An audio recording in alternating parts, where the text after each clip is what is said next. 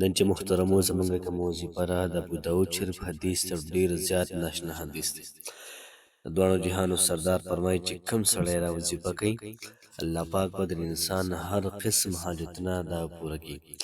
څومره چې اهم کارونه دي، مشکل کارونه دي، که د هغوی لپاره دا وظیفه کوي انشاءالله العزیز تمام مشکلات او تمام ګران کارونه محترمو دا به اسان کړي. نن د جمعې ورځ ده، کوشش وکړئ همدا وظیفه د ژوند معمول سازه کوئ، روزانه کوئ، صرف وپیرئ، ستاسو به هر کار کیږي، هر مشکل دا به ختمیږي.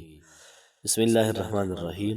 شروع کوم د ډیر زیات بخښونکي او د ډیر زیات مهربان رب په نوم باندې. زه ګواهي ورکوم د دې خبرې چې د الله پاک علاوه د عبادت لایق څوک نشته. نبی کریم صلی الله علیه و آله وسلم د الله پاک بنده او د الله پاک رسول دی. محترم مسلمانانو خویندورونو، نن چې کومه زموږ وظیفه ده ډېره زیاته عظیم شانه او ډېره زیاته رقمال د جمعې ورځ ده. د جمعې په ورځ باندې تاسو را وظیفه وکړئ، انشاءالله العزیز ډېره زیاته فایده دا به کوي. نبی کریم صلی الله علیه و آله وسلم فرمایلی دي. دغه رنګ محترم ابو داود شریف 5081 تقریبا د حدیث دی، او څوک هم چې دا وایي الله پاک به له هر قسم حاجت دا پوره کړي، الله پاک به له هر قسم مشکل دا به له ختم کړي.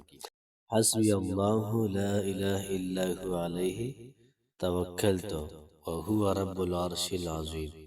کوشش کول پکار دی چې د سحر لمانځه نه بعد وپیرئ او دغه رنګې د ماښام د لمانځه نه بعد وپیرئ.